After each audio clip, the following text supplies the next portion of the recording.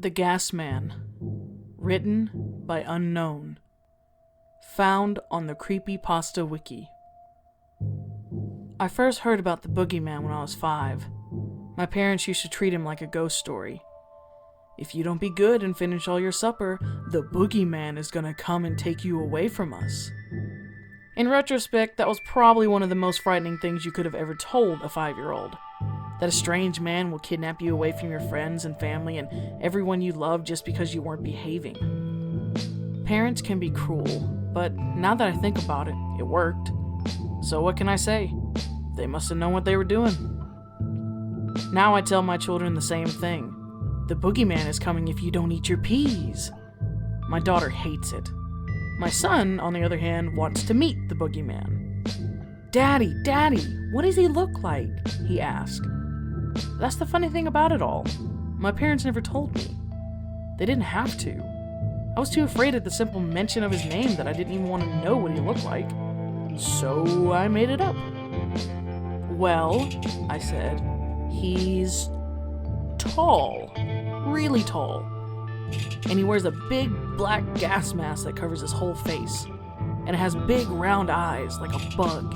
And he wears a shiny black uniform, as black as you can imagine, and a long black cape. Like a superhero? My son asked. No, like a supervillain.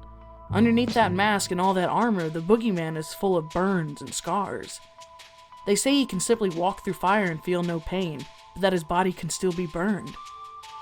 Where did he come from? Nobody knows. All we know is he only shows up to little boys and girls who don't listen to their mommies and daddies and takes them away. Did he ever take you? My son asked.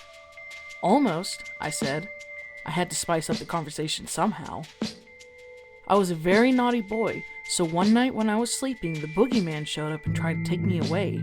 But Grandma and Grandpa rushed into my room and begged the boogeyman not to take me from them. What did he do? What he always does. He told them, I have come for your child, he who has disobeyed you. He will be mine for eternity. And Grandma cried and begged and told the boogeyman to give me one more chance. And the boogeyman looked at her and said, he has but one chance left, and then he is mine.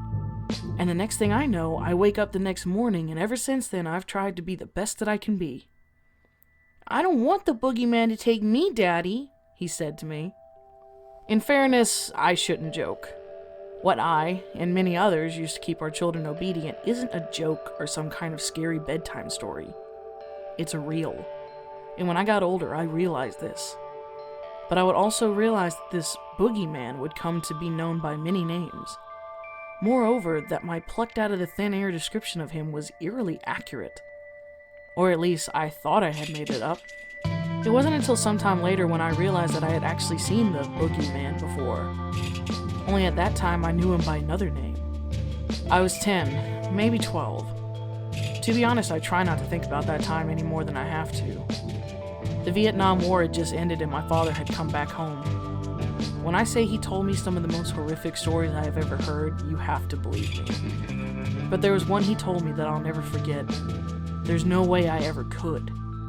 He saw the Gasman, that's what he called it, right there on the battlefield, just a week before. I remember my father as he was telling it. The look in his eyes and the sound of his voice. I'd never seen him so terrified. The Gasman, he was just standing there in the fires, watching. My father was in the trenches with other soldiers. No one else saw it, but my father, he swears. And if you'd seen his eyes, I'm telling you, he was not lying. So my father, he watched the Gasman. He couldn't look away, like an accident or a crime scene. There's something about destruction and terror that's just so hypnotic. The Gasman wasn't moving, wasn't saying anything. Right then, my father looked away, looked down, and he was alone. Everyone was gone. The noise was gone. His unit vanished. The enemy nowhere in sight. My father swears that in that moment he thought he had died and gone to heaven. That somehow when sticking his head up out of those trenches to look at the goddamned Gasman, a bullet had gone right through his skull. But before he knew it, he was lying in a hospital bed a couple of days later and the war was over. Those other men in the trench with him, no one found them. No bodies, no dog tags. They were just gone. And of course, no other reports of the Gasman. What my father saw, he swears by, and I believe him. But those 4 men, they were real. They damn sure existed. But one day they were here, and the next... You might be asking, what was he doing on the battlefield? Isn't it a child's story? The Gasman doesn't just care about children. People tell stories to make themselves feel better. People embellish. People romanticize, fantasize, lie.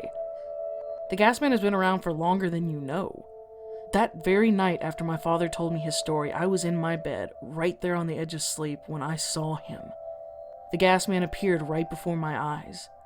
More peculiar still, he was accompanied by 4 other men in uniform.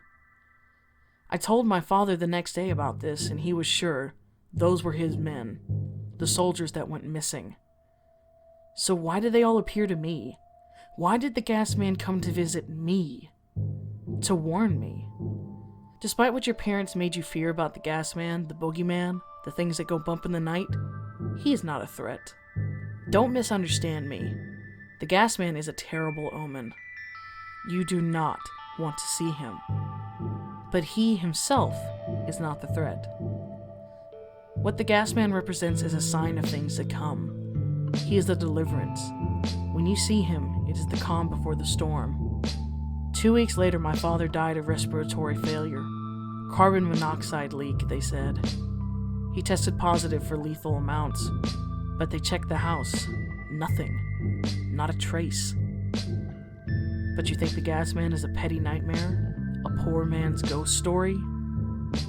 On March 16th of 1989, the genocide of up to 5,000 Kurdish people took place at the behest of Saddam Hussein on the city of Halabja in southern Kurdistan. A mix of different chemicals and compounds were used in the bombings. Following the events, one of the participants willingly came forward and gave himself up. He was babbling incessantly, asking to speak to a reporter. He gave a rather blunt account of the events from his own perspective. I was one of the pilots. I remember receiving the order. I remember the takeoff. I remember dropping the bombs. And I remember landing. But when we were sent off at the start of our mission, there were 5 people with me. When we landed, there were 6. I don't know who that 6th person was. I had never seen him in my life, and after that day, I never saw him again. He dressed like us, but never said a word. He wore a gas mask like I'd never seen before, more classical in design. Very primitive, very basic. The strangest part? All the other pilots had the exact same story. 5 men entered, 6 came off. We weren't all going crazy, were we? People called local police stations saying they saw the Gasman in their backyard. It was the next big thing. People wanted the attention, wanted in on the craze, to be a part of a worldwide phenomenon in the making. Nobody really knew what they were talking about. Legends of the Gasman date far back before most of our recollections, but that's the funny thing about myths. Over time they change, they adapt to the trends. It's like a game of telephone. You start with a message on one end, and by the time you get to the opposite, the person thinks you're insulting them.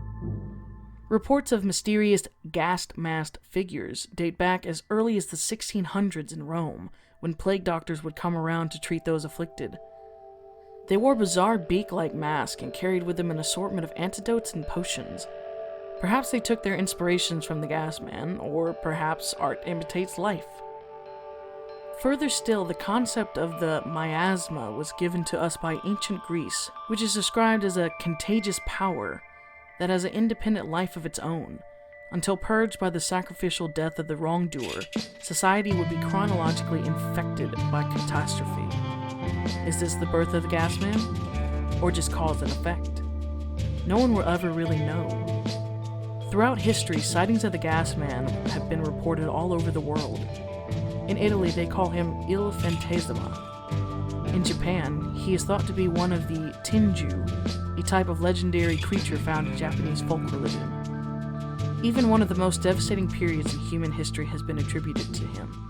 The Black Death that spread all across Europe throughout the mid-14th century. Even recently, the Gasman has been spotted.